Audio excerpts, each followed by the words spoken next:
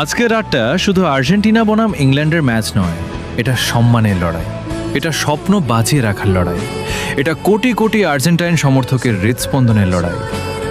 England প্রস্তুত তো?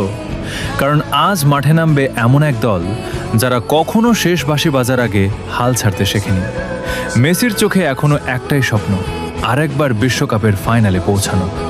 সেই স্বপ্নকে সত্যি করতে আজ আলভারেজকে খেলতে হবে আগুন হয়ে, এনজোকে জিততে হবে মিডফিল্ডের প্রতিটি যুদ্ধ, মার্টিনেজকে হতে হবে অদম্য দেয়াল, আর আকাশী সাদা জার্সি পরা প্রতিটি যোদ্ধাকে লড়তে হবে শেষ নিঃশ্বাস পর্যন্ত।